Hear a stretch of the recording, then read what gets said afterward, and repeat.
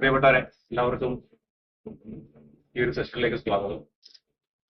നമുക്ക് ഇന്ന് നമുക്ക് മുന്നിലിരിക്കുന്നത് ഏഴാം ഭ്രാന്തൻ എന്ന് പറയുന്ന കൃതി എഴുതിയ ആൻഷയാണ്. ഏഴാം ഭ്രാന്തനും ആൻഷയും എന്നീ സെഷന് പേരിടാൻ ഞാൻ ആഗ്രഹിക്കും. അപ്പം ആദ്യം തന്നെ ഞാൻ ഒരു കാര്യം പറഞ്ഞ സംശയത്തിലേക്ക് തുടങ്ങാം. ഞങ്ങളുടെ നാട്ടിലൊരു സ്ത്രീ ഉണ്ടായിരുന്നു, ഭ്രാന്തി ശാരദ എന്നായിരുന്നു. അവർക്ക് എല്ലാവരും അവരെല്ലാവരും ഭ്രാന്തി ശാരദ എന്ന് തന്നെ വിളിച്ചത്. ഒരു കൈ നിറയെ വളയിടുമായിരുന്നു, വസ്ത്രങ്ങൾക്ക് മേലിങ്ങനെ വസ്ത്രം ചുറ്റി നടക്കുമായിരുന്നു. അവർക്ക് ആരെയും തെറി വിളിക്കാനുള്ള അവകാശമുണ്ടായിരുന്നു, ആരെ വേണമെങ്കിലും തെറി വിളിക്കാം. അവർക്ക് എവിടെയും കയറി ചെല്ലാനുള്ള അവകാശമുണ്ടായിരുന്നു. അമ്പലത്തിൽ പോകാം, പള്ളിയിൽ പോകാം, സ്ത്രീമളിയിൽ പുസ്തകങ്ങളിലും എല്ലാം പോകാം. എല്ലാവരും ഇഷ്ടമുണ്ടായിരുന്നു. അതുകൊണ്ട് അവരിങ്ങനെ ജാതി മത ഭേദമന്യേ എല്ലാവരും തെറി വിളിക്കുക, എല്ലാവരും കാര്യം പറയും. കുട്ടിയോട് ഭയങ്കര സ്നേഹം കാണിക്കുകയും ചെയ്യും. ഞങ്ങളുടെ സ്കൂളിൽ പോകുന്ന സമയത്ത് ഇങ്ങനെ നാണയക്കുട്ടികൾ കരുതി വെച്ച് മുട്ടായൊക്കെ വാങ്ങിക്കാൻ. അപ്പൊ ഭ്രാന്തിന് വലിയ സ്വാതന്ത്ര്യമാണ്. നമുക്ക് കുറെ സത്യങ്ങൾ വിളിച്ചു പറയാനുള്ള സ്വാതന്ത്ര്യമായിട്ട് ഞാൻ ഇപ്പോഴും ഭ്രാന്തിനെ കാണും. നമുക്കൊരു പക്ഷേ ആ ഭ്രാന്ത് ഉണ്ടായിരിക്കുമ്പോൾ തന്നെ നമുക്ക് മറച്ചു വെക്കാൻ ശ്രമിക്കുന്നുണ്ട്. ഇപ്പം ഏഴാം ഭ്രാന്തൻ എന്ന ഈ ഒരു കൃതി, ഇനി കൃതി എന്ന് എനിക്ക് വിശേഷിപ്പിക്കാൻ കഴിയും. കാര്യം എന്ന് പറഞ്ഞു കഴിഞ്ഞാൽ ഇതൊരു നോവലിന്റെ ചട്ടക്കൂട് ഉണ്ടോ എന്ന് ചോദിച്ചു കഴിഞ്ഞാൽ ഉണ്ടെന്നും ഇല്ലെന്നും പറയാം. ഇതൊരു അനുഭവക്കുറിപ്പാണെന്ന് വെച്ച് കഴിഞ്ഞാൽ ആണെന്നും അല്ലെന്നും പറയാൻ പറ്റും. ഇത് ഒരു പഠനമാണെന്ന് വെച്ച് കഴിഞ്ഞാൽ ആണെന്നും അല്ലെന്നും പറയാൻ പറ്റും. അപ്പൊ ഇതിനെ ഒരു എല്ലാ തരത്തിലുമുള്ള അല്ലെങ്കിൽ ഒരു ഒരു ഒരു സാഹിത്യകൃതി എന്നതിന്റെ എല്ലാ തലങ്ങളെയും വിശകലിക്കാൻ ചെയ്യാൻ കഴിയുന്നതാണ് ഏഴാം ഭ്രാന്തൻ. അപ്പൊ എനിക്ക് ആദ്യം ആൻഷൈൻ എന്ന് പറയുന്ന എഴുത്തുകാരന്റെ ചോദിക്കാനുള്ളത്, ആൻഷൈനും ഏഴാം ഭ്രാന്തനും ഇടയ്ക്കുള്ള ദൂരം എങ്ങനെയാണ്? ആൻഷൈൻ എന്ന് പറയുന്ന ഒരു വ്യക്തിക്ക് ഭ്രാന്തി ശാരദയാവാനുള്ള ഒരു സമയമായിരുന്നു ഞാനും ആ പുസ്തകവും തമ്മിൽ. ഭ്രാന്തുള്ളവർക്ക് സത്യങ്ങൾ വിളിച്ചു പറയാൻ സ്വാതന്ത്ര്യം കിട്ടുന്നത് പോലെ സത്യങ്ങൾ വിളിച്ചു പറയുമ്പോൾ ഭ്രാന്തനെന്ന് പേര് കിട്ടാൻ ഒരു സാധ്യത കുറയും. അത് സത്യങ്ങൾ വിളിച്ചു പറയുക, അത് അംഗീകരിക്കപ്പെടുകയാണെങ്കിൽ ഒരു മനുഷ്യനിലെങ്കിലും അതിലൊരു മാറ്റം വരികയാണെങ്കിൽ അത് മാറ്റമായി വരിക. അല്ലെങ്കിൽ ഭ്രാന്തൻ എന്ന വിളി കേൾക്കാനുള്ള എഴുത്തുകാരന്റെ തയ്യാറെടുപ്പ്, അത് സ്വീകരിക്കാനുള്ള ആ കല്ലേറ് സ്വീകരിക്കാനുള്ള ഒരു തയ്യാറെടുപ്പ്. കാരണം ഞാനൊരു എന്റെ ആദ്യ പുസ്തകം വായിക്കപ്പെടുമോ ഇല്ലയോ ഇന്ന് തിരിച്ചറിയാത്ത ഒരു കൃതി. ആൻഷൈനും ഏഴാം ഭ്രാന്തനും തമ്മിൽ ഉള്ള ഒരു ദൂരം എന്ന് പറയുന്നത് എഴുത്തുകാരന്റെ കൃതി സ്വീകരിക്കപ്പെട്ടാൽ എഴുത്തുകാരനെന്നും സ്വീകരിക്കപ്പെട്ടില്ലെങ്കിൽ ഭ്രാന്തനെന്നുള്ള വിളി. അതുകൊണ്ട് ആ ദൂരം പ്രശ്നത്തിൽ എന്റെ എഴുത്തിലല്ല, വായനക്കാരന്റെ വായനയിലായിരുന്നു അത് കിട്ടേണ്ടിയിരുന്നു. എന്തോ ഭാഗ്യത്തിന് ഇപ്പോൾ ഭ്രാന്തനെന്നല്ല എഴുത്തുകാരനുള്ള വിളിയാണ്. എഴുത്ത് എന്ന് പറയുന്ന ഒരു ഭാഗമായ അവസ്ഥയാണ്. കാര്യം നമ്മുടെ ജീവിതത്തിനകത്ത് എല്ലാ തരം മനുഷ്യന്മാർക്കും നമ്മുടെ മുന്നിലിരിക്കുന്ന എല്ലാവർക്കും കഥ ഉണ്ടായിരിക്കുമ്പോൾ തന്നെ ചിലർക്ക് മാത്രം കഥ എഴുതുവാൻ കഴിയും. അപ്പൊ ഈ കൂട്ടത്തിരിക്കുന്ന എല്ലാവർക്കും മനസ്സിലൊരു കഥയുണ്ട്, ഒന്നല്ലോ അനവധിയായ കഥയുണ്ട്. പക്ഷെ ചിലർക്ക് മാത്രമാണ് എഴുതാൻ കഴിയും. അപ്പൊ എഴുത്തൊരു ഭ്രാന്തമായ അവസ്ഥ തന്നെയാണ്. അപ്പൊ ഈ കൃതി അല്ലെങ്കിൽ ഈ പറയുന്ന ഏഴാം ഭ്രാന്തൻ എന്ന് പറയുന്ന ബുക്ക് വായിച്ചപ്പോൾ എന്നെ സംബന്ധിച്ച് എന്നെ ഏറ്റവും കൂടുതൽ അതിശയിപ്പിച്ചത് ഭാഷയാണ്. ഇതിനകത്ത് ഭാഷയ്ക്കുള്ള ഏറ്റവും വലിയ സ്വാധീനം എന്താന്ന് നോക്കി കഴിഞ്ഞാൽ, നമുക്ക് ചില ബുക്കുകൾ ഒരു തവണ വായിക്കാൻ കഴിയും, ചില ബുക്കുകൾ രണ്ടാമത് ഒരിക്കൽ കൂടി നമുക്ക് വായിക്കാൻ പോകും, ചില ബുക്കുകൾ നമുക്ക് നമ്മുടെ എല്ലാ ഘട്ടങ്ങളിലും എടുത്ത് മറിച്ചോ കഴിയും. ചില ബുക്കുകൾ എന്ന് പറഞ്ഞു കഴിഞ്ഞാൽ നമുക്ക് ഒരിക്കൽ പോലും തിരികെ നോക്കാൻ അല്ലെങ്കിൽ നമ്മുടെ ഷെൽഫിൽ എവിടെ ഉപേക്ഷിച്ച് കഴിഞ്ഞാൽ പിന്നെ നമ്മൾ ആ ബുക്ക് കൂടെ ഉണ്ടോന്ന് പോലും മറന്നു പോകാറുണ്ട്. ഏഴാം ഭ്രാന്തനെ സംബന്ധിച്ച് നമുക്ക് പലപ്പോഴും നമുക്കൊന്ന് എടുത്ത് ഒന്ന് മറച്ചു നോക്കാൻ കഴിയുന്ന കുറേയധികം സന്ദർഭ മുഹൂർത്തങ്ങൾ കൊണ്ട് സമ്പന്നമാണ് ഏഴാം ഭ്രാന്തൻ എന്ന് പറയുന്നത്. അപ്പം എന്റെ ഒരു കാഴ്ചപ്പാടിനകത്ത് ജീവിതാനുഭവങ്ങളെ അതേപടി പകർത്തലല്ല കലാസൃഷ്ടി. ജീവിതാനുഭവങ്ങളെ അതേപടി പകർത്തിയെഴുതുന്ന ഒരു കലാസൃഷ്ടിയല്ല. അതിനകത്ത് നമ്മുടേതായിട്ടുള്ള ഭാവനകൾ, നമ്മുടെ പാട്ടയും നമ്മുടെ വൈവിധ്യങ്ങളും എല്ലാം ചേരുന്നതാണ് എന്നുള്ളത്. ഇതിനകത്ത് എനിക്ക് പറയാനുള്ളത്, ഇതിനകത്ത് ബാലമുരളി എന്നൊരു സയന്റിസ്റ്റിനെ മുന്നിൽ നിർത്തിയാണ് ഇത്, സയൻസിലെ സൈക്കോളജിസ്റ്റിനെ മുന്നിൽ നിർത്തിയാണ് ഈ കഥ അല്ലെങ്കിൽ ഈ പറയുന്ന പശ്ചാത്തലങ്ങളെല്ലാം മുന്നോട്ട് പോകുന്നത്. ബാലമുരളിയിൽ എത്രമാത്രം ആക്ഷൻ? ബാലമുരളി, അതിൽ ഭാഷയെ കുറിച്ച് പറയാം. ഭാഷ സത്യത്തിൽ ഞാനെന്ന എഴുത്തുകാരൻ എപ്പോഴും അല്ലെങ്കിൽ എന്നിലെ വായനക്കാരൻ എപ്പോഴും കരുതുന്നത് ഭാഷയിലോ വാക്കുകളിലോ അല്ല കാഠിന്യമാണ്. അതിന്റെ ഭാരം മുഴുവൻ അതിന്റെ ആശയങ്ങളിലും. എപ്പോഴും കടുകട്ടിയുള്ള വാക്കുകളിൽ കുറഞ്ഞ ആശയങ്ങൾ പറയുന്നതിലും വളരെ സരളമായ ഭാഷയിൽ കഠിനമായ ആശയങ്ങൾ പറഞ്ഞു വെക്കുക, അങ്ങനെയുള്ള പുസ്തകങ്ങളാണ് ഞാൻ ഇഷ്ടപ്പെടുന്നത്. അതുകൊണ്ട് തന്നെ എന്റെ പുസ്തകത്തിന് ആ ഒരു സ്വഭാവം വരണം എന്ന് ഞാൻ എപ്പോഴും ആലോചിച്ചു. അതുകൊണ്ടാണ് ഭാഷയിൽ വലിയ മാന്ത്രികതയൊന്നും കാണിക്കാതെ, സംസാര ഭാഷയ്ക്ക് അപ്പുറത്തേക്ക് നിൽക്കുന്ന ഒരു കാഠിന്യമൊന്നും കൊടുക്കാതെ, അതിൽ ആശയങ്ങൾക്ക് എപ്പോഴും കുറച്ചുകൂടെ ഗ്രാവിറ്റി, കുറച്ചുകൂടെ കാഠിന്യമുള്ള ആശയങ്ങൾ, ഒന്നോ രണ്ടോ മൂന്നോ ലെയർ വായനക്കാരൻ അതിൽ നിന്നും വിടർത്തിയെടുക്കാൻ സാധിക്കുന്ന രീതിയിൽ ഒരു ഭാഷയിലേക്ക് പോയതിന്റെ കാരണം. രണ്ടാമത് ബാലമുരളി എന്ന് പറയുന്നത് ആൻഷൈൻ തോമസുമായി എത്രമാത്രം ഐഡന്റിക്കൽ ആണെന്ന് ചോദിച്ചാൽ അതിൽ എന്റെ ജീവിതാനുഭവങ്ങളുണ്ട്, തീർച്ചയായിട്ടും ഉണ്ട്.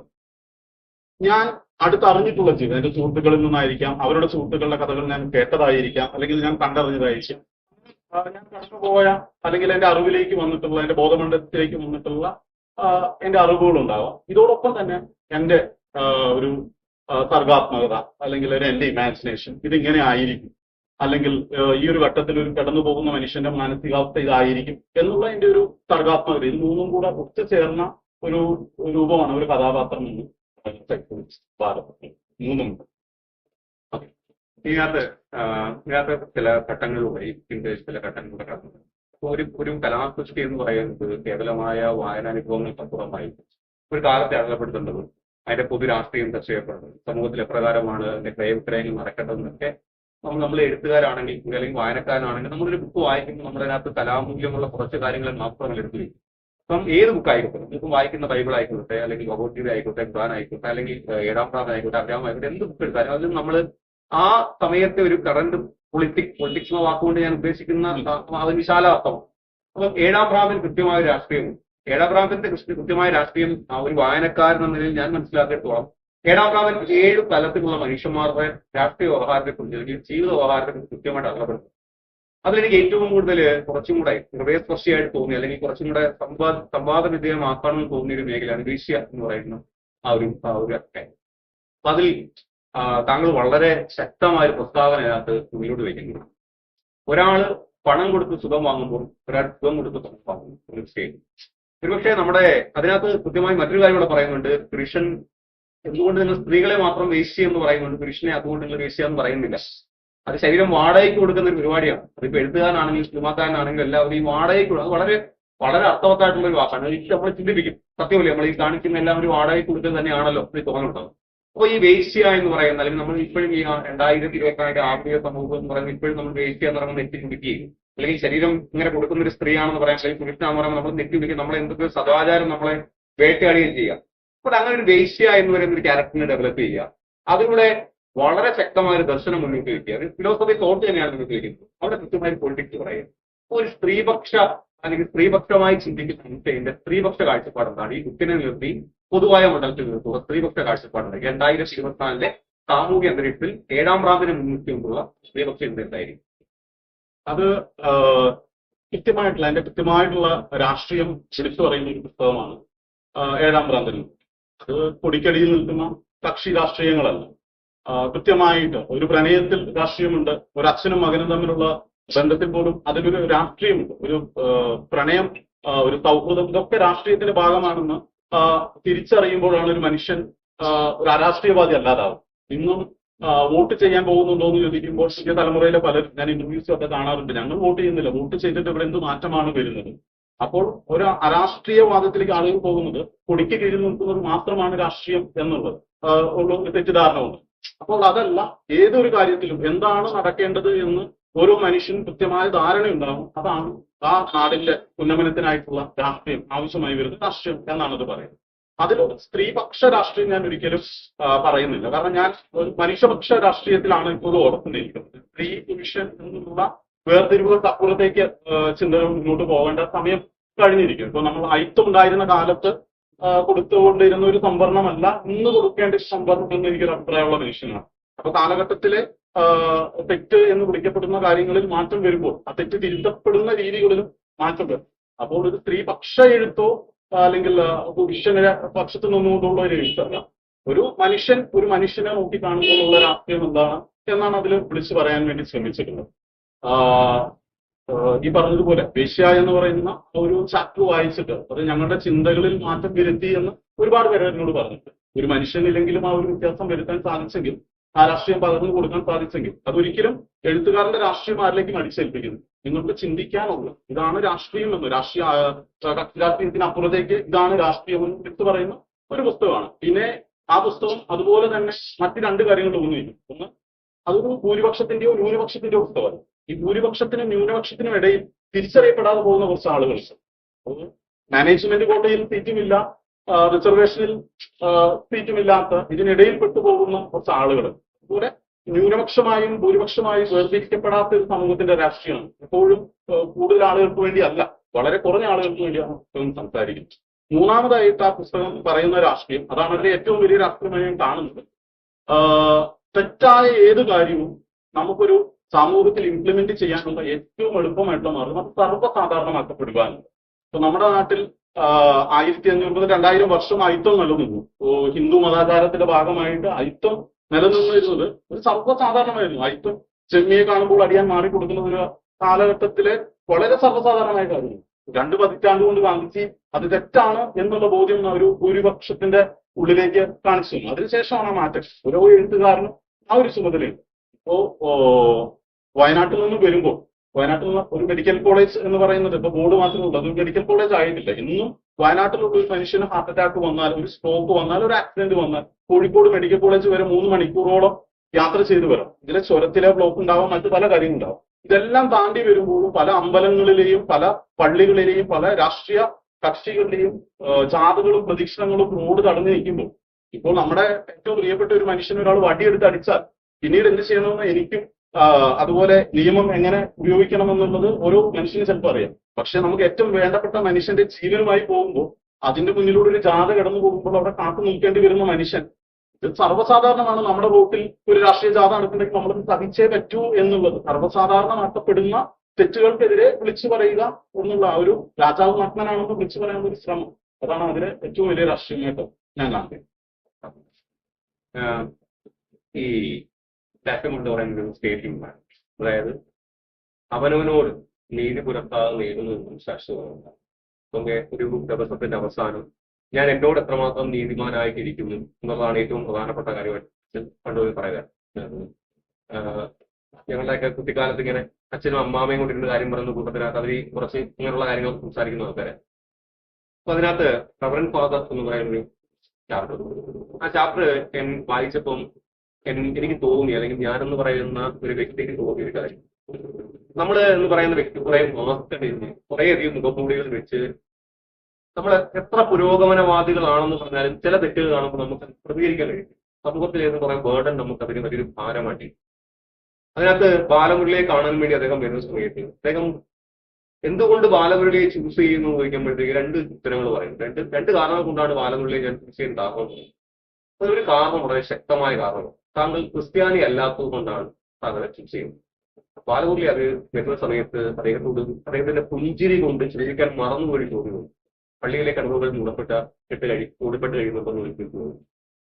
ഒരുപക്ഷെ റവറൻഡ് ഫാദർ എന്ന് പറയുന്ന ആ ഒരു ചാപ്റ്റർ ഒരു നോവലിനോളം കപ്പുണ്ട്. ഒരു നോവൽ എഴുതുന്ന, അല്ലെങ്കിൽ ഒരു നോവലിന്റെ വിശാലമായ സാധ്യതകൾ ആ ചാപ്റ്റർ താങ്കൾ അവസാനിച്ചു. ഞാനത് വായിച്ചതിന് ശേഷം പൊതുവെ അറിയാമല്ലോ, നമ്മള് എഴുത്തുകാരിലേക്ക് വരുമ്പോൾ നമ്മൾ മറ്റൊരാളിൽ നിന്ന് ഇൻസ്പയർ ആവാൻ വേണ്ടി പഠിക്കാറ്, അല്ലെങ്കിൽ ആ ഒരു തോട്ട് ഏത് രീതിയിൽ ഡെവലപ്പ് ചെയ്യാന്നുള്ളൊരു തോട്ട് റവറൻഡ് ഫാദർ ചിന്തിച്ചപ്പോഴത്തേക്ക് അതിനകത്ത് ആ കഥ ആരംഭിക്കുന്ന തന്നെ ഒരു വല്ലാത്തൊരു സ്റ്റോറിൽ തുടങ്ങി, അതിന് വല്ലാത്തൊരു എടുപ്പുണ്ടായി. അവസാനം നമുക്ക് തന്നെ നമ്മളെ കണ്ണാടി നോക്കി നിൽക്കുമ്പോൾ നമ്മളോട് വിമർശിക്കാൻ കഴിയുന്ന കുറെ ചോദ്യം. കാര്യം അദ്ദേഹം ഒരു കോളേജിലെ ഈ പറഞ്ഞ മാനേജ്മെന്റ് നിലയിൽ വർക്ക് ചെയ്യുന്നുണ്ടാവുന്ന ഈ പറഞ്ഞ സംഭരണപരമായിട്ട് മെറിറ്റിൽ ലഭിക്കാത്ത കുട്ടികൾ, അമ്മയുടെ കെട്ടുതാലി പണയം വെച്ചവിടെ സീറ്റ് നേടുന്ന കുട്ടികൾ, അങ്ങനെയൊക്കെയുള്ള സ്വയം വിമർശനപരമായിട്ട് കാര്യങ്ങൾ ഇങ്ങനെ പറഞ്ഞ് അവതരിപ്പിച്ച് ആ അവതരിപ്പിക്കുന്ന ഒരു ഘട്ടത്തിൽ ഫാദറും ബാലമുരളി ഇല്ലാതാവുകയും വായനക്കാരൻ ആ ബുക്കുമായി നിരന്തരമായ സമ്പർക്കത്തിൽ ഏർപ്പെടുകയും തനിക്ക് നേരെയാണല്ലോ ഈ ചോദ്യങ്ങളൊക്കെ വരുന്നത്, താനും ഇങ്ങനെ കുറെ ഘട്ടങ്ങളിൽ പലയിടത്തും ഇങ്ങനെ വിഴുങ്ങി നിന്നിട്ടുണ്ടല്ലോ എന്നൊരു ആശയം വരികയും ചെയ്യുന്നു. അപ്പം ഇത്തരത്തിലൊരു ആശയം, അല്ലെങ്കിൽ ഒരു ഫാദറിനെ മുൻനിർത്തി അങ്ങനെ ആ ഒരു മേഖലയെ ഡെവലപ്പ് ചെയ്തുകൊണ്ട് ഈ ഒരു ആശയം ഉണ്ടാക്കാൻ അതിന് കൃത്യമായൊരു വർക്കൗട്ട് വേണം. കാര്യം ചുമ്മാതെ പോയിട്ട് നമുക്ക് വേണമെങ്കിൽ ഇപ്പം ഓഷോ പറയുന്നതൊക്കെ വേണമെങ്കിൽ നമുക്ക് ജീവദർശനമായിട്ട് പറയാം. അതിപ്പം ജീവദർശനമായിട്ട് നമുക്ക് ഓഷോയെ നിരന്തരമായി വായിച്ചിട്ട് തന്നെ നമുക്ക് കുറെ ജീവദർശനങ്ങൾ നമുക്ക് തന്നെ ക്രിയേറ്റ് ചെയ്യാൻ കഴിയുന്ന ഒരു വിശ്വാസം ഈ വായിക്കുന്ന ആൾക്കുണ്ടാവും. കാര്യം ഒരു ഘട്ടം ഓഷോയുടെ പുസ്തകങ്ങൾ നമുക്ക് ലഹരി സമ്മാനിക്കുന്നു. അപ്പം എന്തുകൊണ്ട് അങ്ങനെ ഒരു മതബിംബത്തെ എടുത്തു വെച്ച് അതിലൂടെ കൃത്യമായ ഒരു സൈദ്ധാന്തികത മുമ്പിലാണോ ശ്രമം നടത്താൻ, ബോധപൂർവ്വം നടത്തിയതാണോ, അല്ലെങ്കിൽ അങ്ങനെ ആ ഒരു ചാപ്റ്ററിന് ആ വ്യക്തിയാണ് ഏറ്റവും സൂട്ടബിൾ എന്നാണ് ഏതെങ്കിലും ഘട്ടത്തിൽ ആലോചിച്ചിട്ടുണ്ട്? സത്യം പറഞ്ഞു കഴിഞ്ഞാൽ അതിലൊരു സംരക്ഷണ വലയം ഞാനിവിടെ തീർത്തിട്ടാണ് ഞാൻ സംസാരിച്ചത്. അതിനോട് കാരണം എന്തും വിളിച്ചു പറയാൻ കഴിയുന്ന ഒരു സാഹചര്യത്തിൽ എന്തും വിളിച്ചു പറയാൻ ഒരു മറ കൂടെ നമ്മുടെ മുന്നിൽ വെക്കാൻ സാധിക്കുമെങ്കിൽ അത് എഴുത്തുകാരൻ സ്വയം സംരക്ഷിച്ചതാവാം. അതായത് ആൻഷൈൻ എന്ന പേരിനോടൊപ്പം തോമസ് എന്നൊരു വാല് അത് എന്റെ അപ്പന്റെ പേരാണ്. പക്ഷെ അത് തരുന്ന ഒരു പ്രൊട്ടക്ഷൻ എനിക്കുണ്ട്. എനിക്ക് ക്രിസ്ത്യാനികളെ വിമർശിക്കാം, ഞാൻ ആ ഒരു സ്ഥാനത്ത് മറ്റൊരു മതാധ്യക്ഷനെ കൊണ്ടുവന്നിട്ട് ഞാൻ വിമർശിച്ചു കഴിഞ്ഞാൽ അത് ക്രിസ്ത്യാനിക്ക് മറ്റൊരു മതാധ്യക്ഷനോട് തോന്നിയ വിദ്വേഷം എന്നുള്ള ഒരു ചോദ്യത്തിന് ഉത്തരം നൽകേണ്ട ആവശ്യം എനിക്ക്. അൻഷൈൻ തോമസ് എന്ന പേരിന്റെ വാല് ഒരു പ്രൊട്ടക്ഷനായി മുന്നിൽ വെച്ചുകൊണ്ട്, അതായത് എനിക്ക് എന്റെ വീട്ടിൽ പറയാൻ ഉള്ള സ്വാതന്ത്ര്യം, അതും അടുത്ത വീട്ടിൽ പോയി പറയുമ്പോഴുള്ള പ്രശ്നവും തമ്മിലുള്ള ഒരു വ്യത്യാസം. അതുകൊണ്ടാണ് ആദ്യത്തെ ചോദ്യങ്ങൾ എപ്പോഴും ഒരു ക്രിസ്തീയ മതാധ്യക്ഷനെ മുന്നിൽ നിർത്തിക്കൊണ്ട് അല്ലെങ്കിൽ ഒരു വൈദികനെ മുന്നിൽ നിർത്തിക്കൊണ്ട് കൃത്യമായിട്ടുള്ള രാഷ്ട്രീയം പറഞ്ഞു കൊടുത്തു. പിന്നെ അവസാനം പറയുന്നുണ്ട് ഈ മാനേജ്മെന്റ് സീറ്റുകളിൽ ഇരിക്കുന്ന ആളുകളുടെ ഉടുപ്പിന്റെ നിറം വെള്ളയും മഞ്ഞയും കാവ്യവും ഒക്കെയായി മാറും, പുരുഷത്വം അറുത്തിടുന്ന ആക്രമണങ്ങൾക്ക് അപ്പുറത്തേക്ക് കുഞ്ഞുങ്ങളുടെ കരച്ചിൽ കേൾക്കുന്നില്ല, മഹല് കമ്മിറ്റിയിൽ വെച്ച് എന്ത് തടയപ്പെടുന്നു എന്നുള്ളത് പറഞ്ഞു പോകുന്നു. എങ്കിലും എനിക്ക് തുറന്നു കാണിക്കാൻ ഏറ്റവും എളുപ്പം. അതുകൊണ്ട് ഞാൻ നിൽക്കുന്ന ഒരു മതത്തെക്കുറിച്ച് പറഞ്ഞുകൊണ്ടായിരിക്കാം ജോസഫ് മാഷിനെ പോലെ വെച്ച് കെട്ടാത്ത ഒരു കൈയുമായി എനിക്കുന്നുണ്ടായിരുന്നു സംസാരിക്കാൻ സാധിക്കും. പിന്നെ എനിക്ക് ആയിഷയോട് ചോദിക്കാനുള്ള ചോദ്യം പറയുന്നത് ഫെമിനിസം ഇന്ന് ആധുനിക സമൂഹത്തിൽ കൊണ്ടാടപ്പെടുന്ന ഒന്ന്. ഫെമിനിസത്തിന് ഇപ്പൊ ഈ കൊണ്ടാടുന്ന അർത്ഥമാണോ എന്ന് ചോദിച്ചു കഴിഞ്ഞാൽ അർത്ഥമല്ലെന്നുള്ള അഭിപ്രായക്കാരാണ്. ഒരു 18ാം നൂറ്റാണ്ടിലേക്ക് യൂറോപ്പിൽ ആരംഭിച്ച ഒരു വലിയ മുന്നേറ്റമായിരുന്നു. സ്ത്രീപക്ഷ മുന്നേറ്റം തന്നെയായിരുന്നു, സ്ത്രീകളുടെ ഉന്നമനത്തിന് മുന്നേറ്റം തന്നെയായിരുന്നു, സ്ത്രീകളുടെ ചരിത്രത്തിന് മുന്നേറ്റമായിരുന്നു. പക്ഷെ അത് പിൽക്കാലങ്ങളിൽ മുന്നോട്ട് സഞ്ചരിച്ചു വരുന്ന സമയത്ത് ഫെമിനിസ്റ്റ് ഒരുപാട് മാറ്റങ്ങൾ കാലക്രമേണ സംഭവിക്കുന്നുണ്ട്, അതിന് പരിണാമങ്ങൾ സംഭവിച്ചു വരുന്നു. ഫെമിനിസ്റ്റ് ഒരു മോശമായ ഒരു ആശയമാണെന്നുള്ള അഭിപ്രായക്കാരനും അല്ലേ. എന്നിരുന്നാൽ കൂടി ആ ഫെമിനിസം പറഞ്ഞു വെക്കുന്ന മറ്റൊരു കാലമാണ്. അപ്പം ആൻഷൈൻ എഴുതപ്പെട്ട 7ാം ഭ്രാന്തൻ എന്ന് പറയുന്ന ഈ കൃതിക്കകത്തെ എല്ലാ ഇടങ്ങളിലും ഒരു, അതായത് കൊണ്ടും കൊടുത്തും പോവുക എന്നൊരു ചൊല്ലും, കൊണ്ടും കൊടുത്തും പോവുകയോ ഒന്ന് കൊണ്ടു കഴിഞ്ഞാൽ ഒന്ന് കൊടുത്തു പോവുക എന്നുള്ള കാര്യം. അപ്പൊ ഇതിനകത്തെല്ലാം ഈ പറയുന്ന ബാലമുരളി എന്നൊരു വ്യക്തി അദ്ദേഹത്തിന്റെ ഒരു മാനറിസത്തിലെ കൊണ്ടാണ്. ബാലമുരളി നിരന്തരമായി വീടി വരയ്ക്കുക, വിഷപ്പുവാണെന്ന് അറിഞ്ഞിട്ടും അതിന്റെ പരിമളം ഏറ്റവും കൂടുതൽ ആസ്വദിക്കുന്ന മനുഷ്യനാണ്. താൻ ഈ പാൻ ഇട്ടത് എന്നാണെന്ന് ഓർക്കാത്ത മനുഷ്യനാണ്. ഈ പാൻ എന്തെങ്കിലും ഓഫായിട്ടുണ്ടോ എന്ന് അറിയാത്ത മനുഷ്യനാണ്. പാതി വെന്ത ഗോതമ്പ് ദോശ ആസ്വദിച്ച് കഴിക്കുന്ന മനുഷ്യനാണ്. ഏതെങ്കിലും ഒരു ഭിക്ഷക്കാരൻ വന്നാൽ എന്റെ പക്കലുള്ള 4 ബീഡിയും പാതി വെന്ത ദോശയും പകർത്തു കൊടുക്കാൻ തയ്യാറുള്ള മനുഷ്യനാണ്. ഈ മനുഷ്യൻ വരുന്ന എല്ലാ വ്യക്തികളോടും ഒരു വ്യക്തിക്ക് ഒഴികെ ബാക്കി എല്ലാ വ്യക്തികളോടും ആദ്യം വളരെ രാഷ്ട്രീയമായ ഒരു പെരുമാറ്റ രീതിയാണ് ഉപയോഗിക്കുന്നത്. ചിരിയോടാണെങ്കിലും കള്ളനോടാണെങ്കിലും ഈ പറയുന്ന വ്യക്തികളെല്ലാം ഒരു രാഷ്ട്രീയ സമീപനം അതിനകത്തെല്ലാം റിഫ്ലക്ട് ചെയ്യപ്പെടുന്ന ഒരു സൈക്കോളജി. നമ്മൾ ഒരു സൈക്കോളജിസ്റ്റ് ആയിരിക്കുക എന്ന് പറയുന്ന വ്യക്തിക്ക് ആ ഒരു ദാഷ്ട്യ മനോഭാവം ഉണ്ടായിരിക്കണം എന്നൊക്കെ തോന്നുന്നു. പിന്നെ അത് ജില്ല്, കള്ളൻ, ഫെമിനിസ്റ്റ് ഈ 3 എണ്ണത്തിനകത്തും ഏറ്റവും ഒരു പോസിറ്റീവ് വശം എന്ന് പറയുന്നത് അത് ഏറ്റവും പ്രധാനപ്പെട്ട ഒരു കാര്യം കൂടെ എടുത്തു പറയാൻ വയ്യ. അതിനകത്ത് ജിന്നിനെ കുറിച്ച് ആലോചിച്ചിരിക്കുമ്പം അദ്ദേഹം വരികയും നമുക്ക് ജിന്നാണോ ഇതൊരു ചോദ്യമുണ്ട്. അതൊക്കെ നമ്മളെ വായനക്കാരനെ ആ സമയത്ത് നിന്ന് രസിപ്പിക്കുന്ന അല്ലെങ്കിൽ പ്രസിപ്പിക്കുന്ന സാധനവും. അപ്പൊ ഈ പറയുന്ന കഥാപാത്രങ്ങളെ ചൂസ് ചെയ്യും. ജിന്നായിക്കോട്ടെ, കള്ളനായിക്കോട്ടെ, ഫെമിനിസ്റ്റ് ആയിക്കോട്ടെ, ഈ കഥാപാത്രങ്ങളെ തെരഞ്ഞെടുക്കുമ്പോൾ ഈ 3 കഥാപാത്രങ്ങളെ തെരഞ്ഞെടുക്കുമ്പോൾ ആൻഷൈൻ എന്ന് പറയുന്ന എഴുത്തുകാരന് തയ്യാറെടുക്കുന്നു. ആ കഥാപാത്രം ഇപ്പം ഒരു ജിന്നെന്നൊരു കഥാപാത്രം, ഇപ്പൊ അങ്ങനെ ഒരു തലത്തിലേക്ക് ജിന്നെന്നൊരു ആശയത്തിലേക്ക് പോകില്ല. ആ ഒരു സാധാരണ ജിന്നെന്നൊരു ആശയത്തിലേക്ക് നമ്മൾ അധികം ട്രാവൽ ചെയ്യുന്ന ഒരു ആശയമായി കിട്ടുന്നത്. രണ്ടാമത് ഈ കള്ളനായിക്കോട്ടെ, ഫെമിനിസ്റ്റ് ആയിക്കോട്ടെ. അപ്പൊ ഇതിനകത്തെല്ലാം ഒരു കഥാപാത്രത്തെ മേക്ക് ചെയ്യുമ്പോൾ കഥാപാത്രം മേക്ക് ചെയ്യുക എന്ന് പറയുന്നത് നമ്മൾ ഒരുപാട് പണിയെടുത്തിട്ടാണ് ആ കഥാപാത്രമായിട്ട് രൂപപ്പെടുത്തുന്നത്. ഈ കഥാപാത്രങ്ങളെ രൂപപ്പെടുത്തുവാൻ വേണ്ടി ആൻഷൈൻ എന്ന് പറഞ്ഞ എഴുത്തുകാരൻ അതിനകത്തെടുക്കുന്ന പൗർത്തുണ്ട്. സത്യം പറഞ്ഞ ആ എഴുത്തിന് ഒരു വ്യത്യസ്തമായ എഴുത്തെന്ന് മഷറത്ത് പലരും പറഞ്ഞു. അതിന്റെ ഒരു വ്യത്യസ്തത, അതിന്റെ പിന്നിൽ വലിയൊരു ഹോംവർക്ക് ഇല്ല എന്നുള്ളത്.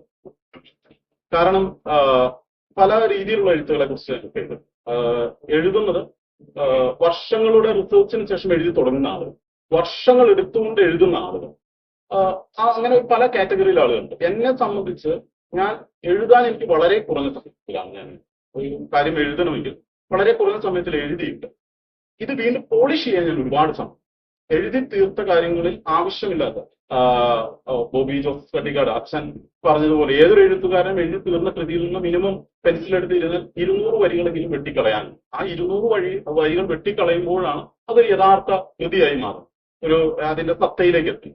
അതുപോലെ ഞാൻ എപ്പോഴും ചെയ്യുന്നത് എഴുതുമ്പോൾ ഒരുപാട് ആലോചിക്കില്ല. എന്റെ ബ്രെയിൻ പ്രവർത്തിക്കുന്നതിനേക്കാൾ നന്നായി എന്റെ പേന പ്രവർത്തിക്കുമെന്ന് വിശ്വസിക്കുന്ന ആളാണ്. കാരണം കൃത്യമായ ധാരണകളോടെയും മുൻവിധികളോടെയും ഇന്ന ഒരു കഥ ഞാൻ പകർത്താൻ പോവുകയാണെന്ന ധാരണയിലല്ല ഞാൻ എഴുതി തുടങ്ങുന്നത്. എഴുതണം എന്നല്ലെങ്കിൽ ഇങ്ങനെ എഴുതി തുടങ്ങും, ഇദ്ദേഹത്തെ കാണാൻ ഒരാൾ വരും, ചിലപ്പോൾ ഞാൻ പറയാൻ ഉദ്ദേശിച്ച കഥാപാത്രം പോലും ആയിരിക്കില്ല ഞാൻ എഴുതി പകുതി എത്തുമ്പോൾ. ഈ പകുതിയിൽ വെച്ച് പേന എന്നെ വഴിതിരിച്ചിടും. ചിലപ്പോൾ അതായത് ആ ഒരു നിമിഷത്തെ ചിന്ത, ഈ കഥ ഇങ്ങനെ പോകട്ടെ എന്നുള്ളത് ചിലപ്പോൾ, അതായത് വളരെ പ്രീ പ്ലാൻഡ് ആയിട്ടല്ല ഞാനത് പേപ്പറിലേക്ക്, എന്റെ ബ്രെയിനിൽ ഫസ്റ്റ് അറ്റംപ്റ്റിന് ശേഷം ഞാനത് പേപ്പറിലേക്ക് പകർത്തുകയാണ്. ഞാൻ പേപ്പറിലേക്ക് പകർത്തുക എന്നതാണ് എന്റെ ആദ്യത്തെ. ഇതിന് ശേഷമാണ് ഞാൻ വീണ്ടും ഇത് പോളിഷ് ചെയ്ത് എടുക്കുക. അതുകൊണ്ട് അതിന്റെ ഒരു വലിയ ഹോംവർക്കുകളോ വലിയ റിസർച്ചുകൾക്കോ ശേഷമല്ല, പക്ഷെ എനിക്ക് ആവശ്യമായി വരാറുണ്ട് തീർച്ചയായും. അല്ലെങ്കിൽ അതൊരു കാമ്പില്ലാത്ത കാര്യങ്ങളിലേക്ക് പോകുമ്പോൾ ചിലപ്പോൾ എനിക്ക് പുസ്തകങ്ങൾ പരിശോധിക്കേണ്ടി വരാറുണ്ട്, ഗൂഗിൾ നോക്കേണ്ടി വരാറുണ്ട്, ഒക്കെ ഉണ്ട്. എങ്കിലും കൂടുതലായിട്ടും എഴുതിയതിനു ശേഷം അതിലെ തെറ്റുകൾ തിരുത്താനും അതിലേക്ക് കൂടുതൽ കണ്ടന്റുകൾ ആഡ് ചെയ്യാനൊക്കെയാണ് ഞാൻ ശ്രമിക്കാറ്. അല്ലാതെ വെൽ പ്രിപ്പയർഡ് ആയിട്ട് ഞാൻ പകർത്തുക. അതുകൊണ്ട് തന്നെ എന്റെ ഹോംവർക്കുകൾ കുറവാണ്. എഴുതി തീർന്നതിന് ശേഷം അതിന് പോളിഷ് ചെയ്യും. പാൻഷൻ എന്ന എഴുത്തുകാരന്റെ ബുക്കുകൾ വായിച്ച ആളുകളായിരിക്കും എല്ലാ ആൾക്കാരും. പാൻഷൻ എന്ന് പറയുന്ന എഴുത്തുകാരനെ കുറിച്ച് അറിയാനും കുറച്ച് താല്പര്യം. ഏഴാം പ്രാന്തനപ്പുറമായിട്ടൊരു ആൻഷൻ ഉണ്ടായിരുന്നു. ഇപ്പം വായന എന്നൊക്കെ പറയുന്ന ഒരു ശ്രേണിയുണ്ട്. വായന നമ്മള് ആധുനിക കാലത്ത് വായനയ്ക്ക് കുറച്ചും കൂടെ ആൾക്കാരൊക്കെ പറയാറുണ്ട്. ഞാനൊക്കെ പഠിക്കുന്ന സമയത്തൊക്കെ പറയുന്നത് വായന മരിക്കുന്നു, എഴുത്ത് മരിക്കുന്നു. അത് ഇപ്പോഴും കേൾക്കുന്നുണ്ട്, അന്നും കേൾക്കുന്നു, ഇനി എല്ലാ കാലത്തും കേൾക്കുന്ന വായന മരിക്കരുതെന്ന് നമ്മുടെ കുട്ടികളുടെ ഡിക്ഷൻ വെച്ച് നമുക്ക് അടയാളപ്പെടുത്താവുന്ന കാര്യമാണ്. നമ്മുടെ പുസ്തകശാലകളുടെ തിരക്ക് വെച്ച് ബന്ധപ്പെട്ട കാര്യം. ഇപ്പം ആൻഷൈൻ എന്ന് പറയുന്ന വ്യക്തി ഒരു എഴുത്തിന്റെ മേഖലയിലേക്ക്, അല്ലെങ്കിൽ എഴുതാം എന്നുള്ള രീതിയിലേക്ക് എഴുതണം, അല്ലെങ്കിൽ എനിക്കൊരു ബുക്ക് എഴുതണം എന്നൊരു തോന്നൽ ക്രിയേറ്റ് ആവുന്നത് എങ്ങനെയാണ്? രണ്ടാമത്തെ കാര്യം, ഏഴാം പ്രാന്തം എന്ന ടൈറ്റിൽ മനോഹരമായ ടൈറ്റിലും അതേപോലെ തന്നെ കവർ പേജ് മനോഹരം. ഏറ്റവും സുന്ദരമായ കവർ പേജാണ് മാൻഗൈൻഡ് ഏഴാം പ്രാന്തൻ. ഏഴാം പ്രാന്തൻ എന്ന് പറയുന്ന ആ 7 എന്ന് പറയുന്ന അക്കത്തിനോട് ഈ അതുമായി ബന്ധപ്പെട്ട എന്തെങ്കിലും ഒരു സ്ട്രോങ് ആയ റീസൺ ഉണ്ട്? അല്ലെങ്കിൽ ഈ പറയുന്ന ഏഴാം പ്രാന്തൻ എഴുതുവാൻ എനിക്കൊരു ബുക്ക് എഴുതണം എന്നൊരു തോന്നലുണ്ട്. അപ്പൊ ഒരു മനുഷ്യനെ സംബന്ധിച്ച് രാവിലെ എഴുന്നേറ്റിട്ട് ഒരു ബുക്ക് എഴുതാൻ തീരുമാനിക്കുന്നുണ്ട്. അതിന് ഒരു ചിലപ്പം വർഷങ്ങളുടെ ആവശ്യമാണ്. ഒരു ദിവസം നമുക്കൊരു തോന്നലുണ്ടായാലും അതിലേക്ക് നമ്മൾ ഈ പറയുന്ന കുറച്ച് അധികം കാര്യങ്ങളെ അടുക്കി വെച്ചാൽ ഒരു ബുക്കായി അല്ലെങ്കിൽ ഒരു കൃതിയായിട്ട് പുറത്തിറങ്ങും. അപ്പം ഈ ആൻഷൈൻ എന്ന് പറയുന്ന വയനാട്ടുകാരനിലേക്ക് ഒരു ബുക്ക് എഴുതുന്ന ആൻഷൈനിലേക്ക് മാറണം എന്നുള്ള രൂപാന്തരം ഉണ്ടാകാനുള്ള കാരണം അതിനകത്ത് സ്വാധീനിച്ച ഘടകങ്ങൾ, വ്യക്തികളൊക്കെ ആരെ? അതില് ഒരു പുസ്തകം എഴുതുക എന്നുള്ളതൊന്നും ഒരു ജീവിത ലക്ഷ്യമായി കൊണ്ട് നടന്നതോ, പിന്നെ ഞങ്ങൾ പാരമ്പര്യമായിട്ട് കൃഷിക്കാരാണ്.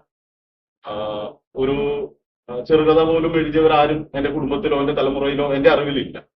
അപ്പോൾ അങ്ങനെ ഒരു പുസ്തകവുമായി അത്രത്തോളം അടുത്ത വലിയൊരു വായനക്കാരനല്ല. പുസ്തകങ്ങൾ ഇഷ്ടമാണ്. വാങ്ങിക്കൂട്ടിയ പുസ്തകങ്ങളിൽ എനിക്ക് തോന്നുന്നു 50% ഏറ്റവും കൂടിയിട്ടുണ്ടെങ്കിൽ ഞാൻ വായിച്ചു. പുസ്തകങ്ങൾ വാങ്ങി അത് സുഹൃത്തിനെ പോലെ കൂടെ അടുത്ത് നിർത്തുക എന്നുള്ളത് വായനയേക്കാൾ കൂടുതൽ പുസ്തകങ്ങളാണ് ഞാൻ ഇഷ്ടപ്പെടാറ്. അപ്പോൾ അതാണ് പുസ്തകങ്ങളുമായിട്ടുണ്ടായിരുന്ന ഇടം. പക്ഷേ ഏതോ ഒരു ഘട്ടത്തിൽ ഉണ്ടായ ഒരു ആഗ്രഹമാണ്. ഈ 7 എന്ന് പറയുന്ന സംഖ്യയുടെ പ്രത്യേകതയാണ്. 7 എന്ന് പറയുന്ന സംഖ്യ എന്തുകൊണ്ടും എനിക്ക് ഇഷ്ടമാണ്. ഞാൻ ന്യൂമറോളജി വിശ്വസിക്കുന്ന ആളൊന്നുമല്ല, പക്ഷെ എനിക്ക് ഇഷ്ടമുള്ള ഒരു സംഖ്യയാണ് 7 എന്നുള്ളത്. അപ്പോൾ അത് എഴുത്തിലേക്ക് ഞാൻ ചിന്തിച്ചു. ഏതോ ഒരു കാലഘട്ടത്തിൽ, ആ കാലഘട്ടം ഞാൻ ഓർക്കുന്നില്ല, ഏതൊരു കാലഘട്ടത്തിൽ 7 കൊലപാതകം ചെയ്ത ഒരു വ്യക്തിയെ ജയിലിൽ പോയി വീഴ്ചയില്ല. 7 റേപ്പ് കേസുകൾ തെളിയിക്കപ്പെട്ട ഒരു വ്യക്തിയെ ജയിലിലോ അല്ലെങ്കിൽ ജയിലിൽ നിന്ന് പുറത്തു വന്നതാണെങ്കിൽ അവിടെ വെച്ച് അദ്ദേഹവുമായി സംസാരിക്കുക. 7 മോഷണ കേസുകളിൽ പെട്ട പ്രതി. ഇങ്ങനെ 7 കുറ്റകൃത്യങ്ങൾ വ്യക്തമായി തെളിയിക്കപ്പെട്ട അതിഭീകരമായ 7 കുറ്റങ്ങൾ ചെയ്തിട്ടുള്ള 7 ആളുകളെ ജയിലിലോ പുറത്തോ വെച്ച് അവരുമായി സംസാരിച്ച് അവരെങ്ങനെ 7 കുറ്റം ചെയ്തു എന്നോ ഇതിന്റെ ഒരു ക്രിമിനൽ പശ്ചാത്തലമോ ഒരു ത്രില്ലർ സ്റ്റോറിയോ ഒന്നും അല്ല ഞാൻ ഉദ്ദേശിച്ചത്. ഇവരുടെ മറ്റൊരു തലം ഉണ്ടാവും. 7 കൊലപാതകം ചെയ്ത വ്യക്തിക്ക് അദ്ദേഹം എന്ത് ഭക്ഷണമാണ് ഏറ്റവും ഇഷ്ടപ്പെടുന്നത് എന്നൊരു ചോദ്യമുണ്ട്. സമൂഹത്തിനത് ഞങ്ങൾക്കത് അറിയേണ്ട ആവശ്യമില്ല എന്ന് പറയുമ്പോഴും ഇന്ന കേസിലെ പ്രതി അവർക്ക് ഏറ്റവും ഇഷ്ടം ഇഡ്ഡലിയും ചമ്മന്തിപ്പൊടിയുമാണെന്ന് പറയുമ്പോൾ അത് വായിക്കാനും അത് ഇഷ്ടപ്പെടാനും സാധാരണ മനുഷ്യൻ എന്നുള്ളൊരു തലം, സാധാരണ മനുഷ്യന്റെ ഇഷ്ടങ്ങളും അനിഷ്ടങ്ങളും ഒരു വലിയ ക്രിമിനലിലും ഉണ്ടാവും. തീർച്ചയായും നമ്മൾ ഫോക്കസ് ചെയ്യാതെ പോകുന്നു. ഇപ്പൊ നമ്മുടെ പത്രങ്ങളിലൊന്നും പലപ്പോഴും അവരുടെ കുഞ്ഞുനാളിലെ അവരുടെ ട്രോമയോ കാര്യങ്ങളോ ഒക്കെ വരുമായിരിക്കും, അവരുടെ ഹിസ്റ്ററി വരുമായിരിക്കും. പക്ഷേ 7 വലിയ മോഷണങ്ങൾ നടത്തിയിട്ടുള്ള ആളുടെ ഇഷ്ട പുസ്തകം ഏതാണെന്ന് ചോദിച്ചാൽ അതിന്റെ ചിലപ്പോൾ ഒരുപാട് പുസ്തകങ്ങളെ കുറിച്ച് പറയാനുണ്ട്. അങ്ങനെ പുറംലോകം അറിയാത്ത കാര്യങ്ങൾ 7 പേരെ കുറിച്ച് ഒരു ഇന്റർവ്യൂ പോലെ ചെയ്ത് അതൊരു ഡോക്യു ഫിക്ഷനോ അല്ലെങ്കിൽ ഒരു ഡോക്യുമെന്റായിട്ട് ഇറക്കണം എന്നുള്ളത് ആഗ്രഹം എന്നോ ഉള്ളിലുണ്ടായിരുന്നു. പിന്നീട് അതിനുള്ള സമയങ്ങളോ കാര്യങ്ങളോ ഒന്നും ഒത്തു വന്നില്ല. കൊറോണ സമയത്ത് ക്വാറന്റൈൻ കാലത്ത് എല്ലാവരും വീടുകളിൽ അടച്ചിരിക്കുമ്പോൾ പ്രത്യേകിച്ച് ഒന്നും ചെയ്യാനില്ലാത്തപ്പോൾ എന്നാലൊരു പുസ്തകം എഴുതി കളയാമെന്ന ആഗ്രഹത്തോടുകൂടി തന്നെ പുസ്തകം എഴുതി തുടങ്ങിയതാണ്. അല്ലാതെ കഥാബീജം ഉള്ളിൽ നിറഞ്ഞ് ഒരു ഗർഭിണിയുടെ വേദന അനുഭവിച്ചിട്ടാണ് എഴുതുന്നതെന്ന് പല എഴുത്തുകാരും പറയുമ്പോൾ എനിക്ക് അവരോട് ആരാധന തോന്നാറില്ല. കാരണം അങ്ങനെ കഥാബീജം ഉള്ളിൽ നിറഞ്ഞുകൊണ്ട് എഴുതില്ല. അലസമായ സമയം എന്നാൽ ഇങ്ങനെ വിനിയോഗിക്കാമെന്ന്. അപ്പോ ഒരു ക്വാറന്റൈൻ കാലത്ത് എനിക്ക് ഒരാളെ പോയി ഇന്റർവ്യൂ ചെയ്യാനോ അല്ലെങ്കിൽ തന്നെ ഒരു എഴുത്തുകാരൻ എന്ന അഡ്രസ്സിൽ ഒരു ജയിലിലേക്ക് കയറി ചെല്ലാനോ പറ്റുന്ന അവസ്ഥയായിരുന്നില്ല എനിക്ക്. അപ്പോൾ തീർച്ചയായും ഒരു വിർച്വൽ ഇന്റർവ്യൂ ആണെങ്കിൽ അതെങ്ങനെ ഉണ്ടാവും? ഇത്രേ ഉണ്ടായിരുന്നുള്ളൂ. പിന്നീട് ഈ പറഞ്ഞതുപോലെ പേന എനിക്ക് പറഞ്ഞു തന്ന കഥ ഞാൻ പകർത്തുകയായിരുന്നു. കൃത്യമായിട്ടുള്ള ഒരു ചട്ടക്കൂട് ഇല്ലാതെ പോയതിന്റെ ഒരു കാരണവും അതാണ്. എഴുതി തുടങ്ങിയപ്പോൾ തോന്നുന്ന മനസ്സ് സഞ്ചരിച്ച് അതേ വഴി ഞാൻ പകർത്തി എടുക്കുന്നു എന്നുള്ളതാണ്. പിന്നെ അതിന്റെ കവർ പേജ് ഡിസൈൻ ചെയ്തിരിക്കുന്നത് മാധുരിയുടെ രുചിതാണ്. പുള്ളി വളരെ ഭംഗിയായി ചെയ്തു. ഒരുപാട് അപ്രിസിയേഷൻ കിട്ടിയ കവർ പേജാണ്.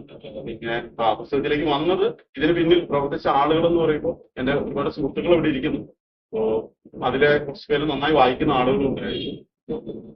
ഇവരൊരു ദിവസം ഇവിടെ ഇതിന്റെ ഞാൻ എഴുതിയ ഫയലെല്ലാം പേപ്പേഴ്സ് എല്ലാം ഫയലാക്കി വെച്ചു. ഈ ഫയൽ ഒരു ദിവസം എങ്ങനെ ഇവരുടെ കയ്യിൽ കിട്ടുകയാണ്. എന്തോ ഒരു സാധനത്തിൽ ഇത് ആര് എഴുതി എന്ന് ചോദിക്കുന്നു. എന്റെ ഹാൻഡ് റൈറ്റിംഗ് എനിക്ക് തന്നെ വായിക്കൽ ബുദ്ധിമുട്ടാണ്. അപ്പോൾ അതിൽ അവിടെ ഇവിടെ വായിച്ചപ്പോൾ ഇഷ്ടപ്പെട്ടിട്ട് അവരുടെ നിർത്തുന്നു. രണ്ടുപേരെ പേരെടുത്ത് പറയാതെ വയ്യ. ഹരി കിഷോർ രണ്ടുപേര്, കിരൺ, 3 പേര് കൃത്യമായിട്ട് എന്നെ പ്രോത്സാഹിപ്പിക്കുകയും ഇതൊന്ന് അയച്ചു കൊടുക്കുക, ഒരു പ്രസാദകർക്ക് അയച്ചു കൊടുക്കുക എന്ന് പലതവണ പറയുകയും ചെയ്തതിന്റെ ഘട്ടമായിട്ടാണ്. അല്ലെങ്കിൽ ഒരു കാലത്തും എനിക്ക് തോന്നുന്നു എന്റെ അലമാരിയുടെ ഉള്ളിൽ നിന്നും പുറത്തിറങ്ങാത്ത കുറച്ച് പേപ്പറുകളായിരുന്നു. അവർ അതിന് പിന്നിൽ പ്രവർത്തിച്ചുകൊണ്ടാണ് ഇടുന്നത്. ഏഴാം റാമിനെ സംബന്ധിച്ച് ഇത് ഘടനയില്ലായ്മയാണ് ഇതിന്റെ ഏറ്റവും സൗന്ദര്യം. ഘടന ഉണ്ടായിരുന്നെങ്കിൽ ഒരു സൗന്ദര്യം ഇല്ലാതായി. കാര്യം വെറുതെ കുറെ കാര്യങ്ങൾ പറഞ്ഞു പോകുന്നുണ്ടായിരുന്നു. ഘടനയില്ലായ്മയാണ് ഈ ബുക്കിന്റെ ഏറ്റവും വലിയ സൗന്ദര്യം. അതുകൊണ്ട് തന്നെയാണ് ഇത്രയും ആൾക്കാർ വായിക്കുക. കാരണം ഒരു ഭൂമിയിൽ നമ്മൾ പറിച്ച് മറ്റൊരു ഭൂമിയിലേക്ക് നടുന്ന പരിപാടികളുണ്ട്. കാരണം എല്ലാ ടെറയിലും ഒരു മനുഷ്യന്റെ എല്ലാ തരത്തിലുമുള്ള അവസ്ഥകളിലൂടെ നമുക്ക് സഞ്ചരിക്കാൻ കഴിയുന്നതിൽ എഴുത്തുകാരൻ താങ്കൾ വലിയ വിജയമാണ് ചെയ്തത്. അതുകൊണ്ടാണ് ഈ ഏഴാം റാം ഇത്രയും സ്വീകാര്യം ലഭിക്കേണ്ട കാര്യം. ഇനി ഈ 2024 അല്ലെങ്കിൽ നമ്മുടെ ഈ പറയുന്ന സമകാലീന കാലത്തെല്ലാം തന്നെ വായന പല രീതിയിൽ ആഘോഷിക്കുന്നു. സോഷ്യൽ മീഡിയയിലൂടെ ആയിരിക്കാം, അല്ലെങ്കിൽ നമുക്ക് ഏറ്റവും കൂടുതൽ സമൂഹത്തിൽ നമുക്ക് ലഭിക്കുന്ന റിവ്യൂസ് തന്നെയാണ്. ചെറുതും വലുതുമായ റിവ്യൂസും ഇങ്ങനെയുള്ള കാര്യങ്ങളൊക്കെ തന്നെയാണ്. അപ്പം ഈ പറയുന്ന സാഹിത്യവാരഫലം പോലുള്ള പണ്ട് കാലങ്ങളിൽ ബുക്കുകളുടെ നിരൂപണങ്ങളൊക്കെ ഉണ്ടായിരുന്ന സമയത്ത് നിന്നൊക്കെ മാറി ഇന്ന് ഒരു ബുക്ക് കയ്യിൽ കിട്ടിക്കഴിഞ്ഞാൽ 2-3 ദിവസം നമുക്കതിനുള്ള റിയാക്ഷൻ ലഭിക്കുന്ന ഒരു കാലത്താണ് നമ്മളിപ്പോൾ ചെയ്തിരിക്കുന്നത്. പണ്ട് സക്കറിയൊക്കെ ബുക്ക് എഴുതിയ സമയത്ത് അദ്ദേഹം പറഞ്ഞൊരു കാര്യമുണ്ട്. അദ്ദേഹം ഒരു ബുക്ക് എഴുതി അല്ലെങ്കിൽ ഒരു ചെറുകഥയൊക്കെ എഴുതി അയച്ചു കഴിഞ്ഞാൽ അത് അച്ചടിച്ച് വന്നാൽ ഒരു 2, 3, 4, 5, 6 ചിലപ്പോൾ ഒരു വർഷമോ കഴിഞ്ഞിട്ടായിരിക്കും ആരെങ്കിലും എവിടെയെങ്കിലും ഒക്കെ ഒന്ന് പറയുന്ന ഒരു ചെറുകഥ ഉണ്ടായത്. പക്ഷെ ഇപ്പൊ അങ്ങനെയല്ല, വളരെ വേഗത്തിലാണ്. അതൊരു മൊബൈൽ ഫോണിന്റെ സഹായത്തോട് തന്നെ വേഗത്തിൽ നമുക്കത് റെസ്പോൺസ് അറിയാൻ കഴിയും. അപ്പൊ ഈ അടുത്തിടയ്ക്ക് പൊതുവായി നമ്മുടെ സാമൂഹിക മണ്ഡലത്തിൽ ഉയർന്നിട്ട് പ്രധാനപ്പെട്ട ഒരു പദമാണ് എഴുത്തുകളുടെ ക്വാളിറ്റിയിൽ ഉണ്ടാകുന്ന ഒരു മാറ്റം. അത് ഈ ജിമിക്ക് കാണിച്ചുകൊണ്ട് ഉണ്ടാക്കുന്ന പ്രശ്നം. യൂട്യൂബിലൊക്കെ സജീവമായുള്ള ചർച്ചകൾ അതേ സമയം നടത്തുന്നത് വെച്ച് കഴിഞ്ഞാൽ പുസ്തക പ്രസാധകരുടെ മത്സര ഓട്ടമാണ്, അതാണ് ഇതാണെന്നുള്ള കൺസെപ്റ്റ്. അപ്പൊ ഇതൊക്കെ ഞാൻ വളരെ ആശങ്കാപരമായിട്ട് കണ്ടൊരു മനുഷ്യനാണ്. കാര്യം പുസ്തക പ്രസാധകർ എന്ന് പറയുന്നത് ആത്യന്തികമായിട്ടും ആ പുസ്തകം വിൽക്കുക എന്നുള്ള ഒരു മുതലാളിത്ത വസ്തുത തന്നെ നിൽക്കുന്നതാണ്. ഒരു കലാമൂല്യപരമായ പ്രവർത്തനം നടത്തുന്ന ആൾക്കാരാണ്. മാഷിന്റെ ഭാഷയും പറഞ്ഞാൽ വാടകയ്ക്ക് കൊടുക്കൽ പരിപാടിയാണ്. അതാണ് സംഭവിക്കുന്നത്. അപ്പൊ അങ്ങനെ വരുമ്പോൾ ആൻഷേൻ എന്ന് പറയുന്ന എഴുത്തുകാരൻ ഏഴാം ഭ്രാന്തൻ എന്ന ബുക്ക് എഴുതിയതിനു ശേഷം ഉണ്ടായിട്ടുള്ള സാമൂഹ്യ മാധ്യമങ്ങളിൽ നിന്ന് ലഭിച്ചിട്ടുള്ള റിയാക്ഷൻ ഒന്ന്, അത് ആൻഷേൻ എന്ന് പറയുന്ന എഴുത്തുകാരനെ എത്രമാത്രം ഒരു പുതിയൊരു എഴുത്ത് രീതിയിലേക്ക് അവലംബിക്കുവാനും വേണ്ടി അല്ലെങ്കിൽ വിമർശനങ്ങളായിക്കട്ടെ പോസിറ്റീവ് വശങ്ങളായിക്കട്ടെ. ആൻഷേൻ എന്ന് പറയുന്നത് നമ്മളെ രൂപാന്തരപ്പെടുന്നതിനകത്ത് നമ്മുടെ സമൂഹം വലിയൊരു പങ്ക് വഹിക്കുന്നതൊക്കെ തന്നെ ആ സാമൂഹ്യ വ്യവസ്ഥയിൽ ഒട്ടും ഒഴിച്ചുകൂടാൻ പറ്റുന്ന സാധനമായിട്ട് നമ്മുടെ സോഷ്യൽ മീഡിയ മാറ്റുന്നത്. നമുക്ക് പ്രൈവസി പോലും ഇല്ലെന്നുള്ള അവസ്ഥയിലേക്ക് നമ്മൾ കുറച്ചും കൂടി നമ്മളെ വിഴുങ്ങിയിരിക്കുകയാണ്. അപ്പം ഒരു എഴുത്തുകാരൻ നിലയിൽ ഈ സോഷ്യൽ മീഡിയ ഇൻഫ്ലുവൻസിങ് അല്ലെങ്കിൽ ഈ പറയുന്ന ഒരു സാമൂഹ്യ മാധ്യമപരമായ വായന ആൻഷേൻ എന്ന് പറയുന്ന എഴുത്തുകാരനെ സംബന്ധിച്ച് എത്രമാത്രം അതിനകത്ത് മെറിറ്റ് ഡീപ്പെടുത്തിയായിട്ട് ആൻഷേൻ പറയുന്നത്? സാമൂഹ്യ മാധ്യമങ്ങളുടെ മെറിറ്റാണ് എനിക്ക് ആദ്യം പറയാനുള്ളത്. കാരണം അവിടെ നിന്ന് കിട്ടുന്നത്, കാരണം ഈ ഒരു പുസ്തകം അച്ചടിച്ച് വെച്ചിട്ട് ഇത് കുറച്ച് ലൈബ്രറിയിലേക്ക് പോയി അവിടെ ഷെൽഫിനുള്ളിൽ ഇരിക്കുകയാണോ എന്നതിനപ്പുറത്തേക്ക് സോഷ്യൽ മീഡിയ ഇല്ലായിരുന്നു എങ്കിൽ ചിലപ്പോൾ എനിക്ക് തിരിച്ചറിയാൻ പറ്റും. എനിക്ക് ഇത്രയും കാലത്തിനിടയ്ക്ക് ഇപ്പം 5ാമത്തെ എഡിഷൻ 6ാമത്തെ എഡിഷനിലേക്ക് പോകുമ്പോൾ എനിക്ക് മാക്സിമം കിട്ടിയിട്ടുള്ളത് ഒരു 5 or 6 കത്തുകളാണ്. എഴുതി അയക്കപ്പെട്ട കത്തുകൾ 5 or 6 കിട്ടിയിട്ടുണ്ട്. ബാക്കി വന്നിട്ടുള്ള വാട്സാപ്പ് മെസ്സേജുകളും കൂടെ മാറ്റി വെച്ച് കഴിഞ്ഞാൽ ഒരു 90% ഈ പുസ്തകം ആളുകൾ സ്വീകരിക്കുന്നു, അല്ലെങ്കിൽ ഇന്ന ഭാഗമാണ് അവർക്ക് ഇഷ്ടപ്പെട്ടത് എന്ന് ഞാൻ എന്ന എഴുത്തുകാരൻ ആദ്യമായി അറിയുന്നത്. എന്റെ ആദ്യ പുസ്തകമാണ്, ഇതൊരു വായിക്കാൻ കൊള്ളുന്ന മെറ്റീരിയൽ ആണ് എന്ന് വായനക്കാരൻ പറയുമ്പോഴാണ് അത് എനിക്ക് തിരിച്ചറിയാൻ സാധിക്കും. അപ്പോൾ അത് പൂർണ്ണമായിട്ടും എന്നോട് പറഞ്ഞിട്ടുള്ളത് സോഷ്യൽ മീഡിയ. പിന്നെ എനിക്ക് കിട്ടിയ വിമർശനങ്ങളുടെ ശതമാനം അല്പം കുറവായതുകൊണ്ടായിരിക്കും. ആദ്യ പുസ്തകം തന്നെ ഒരുപാട് വിമർശനങ്ങൾ ഏറ്റെടുത്തപ്പോൾ ഞാൻ വിചാരിച്ചത് ഈ പേന നിങ്ങൾ ഒപ്പിട്ടാൽ ഇനി തുറക്കണ്ടായിരുന്നു. പക്ഷെ ഒരുപാട് വിമർശനങ്ങളൊന്നും ഇങ്ങനെ കേൾക്കേണ്ടി വരാത്തത് കൊണ്ടായിരിക്കാം എനിക്ക് ഇനിയും എഴുതാനുള്ള ഒരു ധൈര്യം. ഇതാണ് എനിക്ക് കിട്ടിയിട്ടുള്ള ഒരു മെറിറ്റ് എന്ന് പറയുന്നത്. വലിയൊരു പ്രോത്സാഹനവും ഇനി എഴുതാനുള്ള ഒരു പുഷും തീർച്ചയായും സോഷ്യൽ മീഡിയയിലുണ്ട്. എപ്പോഴും അടുത്ത പുസ്തകം എഴുതുമെന്നുള്ള ചോദ്യം ഞാൻ ഒരുപാട് കേൾക്കും. ഇതേപോലെ തന്നെ ഒരു ഡീമെറിറ്റ് എന്നല്ല ഞാൻ പറയാം, ഇതിൽ എനിക്ക് വന്നു ചേർത്ത് വലിയൊരു റെസ്പോൺസിബിലിറ്റി. ഈ പറയുന്ന അല്ലെങ്കിൽ ഈ പുസ്തകത്തെ സ്നേഹിക്കുന്ന, പുസ്തകത്തെ കുറിച്ച് പറഞ്ഞിട്ടുള്ള ആളുകളൊക്കെ തന്നെ പറയുന്നത് ഈ ഒരു പുസ്തകം എഴുതുമ്പോൾ അത് ഇതുപോലെ ആവണമെന്നില്ല, പക്ഷെ ഈ ഒരു ക്വാളിറ്റി നിലനിർത്തണം എന്നുള്ളത്. ഈ ഒരു ക്വാളിറ്റി നിലനിർത്തുക എന്ന് പറയുമ്പോൾ ഇതിൽ വലിയൊരു ആശയപരമായ ഒരു പ്രശ്നമുണ്ട്. കാരണം ഇതൊരു മനുഷ്യന് വായിക്കാൻ പോകുന്നില്ല എന്നുള്ള ധാരണയിൽ എഴുതി എനിക്ക് വല്ലാത്ത സ്വാതന്ത്ര്യമുണ്ട്. ഇതിൽ എനിക്ക് എന്തും എഴുതാം, ആരെക്കുറിച്ചും എഴുതാം, ഇത് വായിക്കപ്പെട്ടാൽ ഇത്രേ എന്ന് വിചാരിച്ച് എഴുതുക. നാളെ ഞാനൊരു പുസ്തകം എഴുതുക, ഏറ്റവും ചുരുങ്ങിയ പക്ഷം 7ാം റാങ്കിൽ വായിച്ചിട്ടുള്ളതിൽ 40% ആളുകളെ പുസ്തകം വാങ്ങുകയും വായിക്കുകയും ചെയ്യുന്നത് വ്യക്തമായ ധാരണയായിരിക്കും. ആ ആളുകൾ നിരാശപ്പെടരുത് എന്നുള്ളത് ഒരു എഴുത്തുകാരനെ സംബന്ധിച്ച ഒബ്ലിഗേഷനാണ്.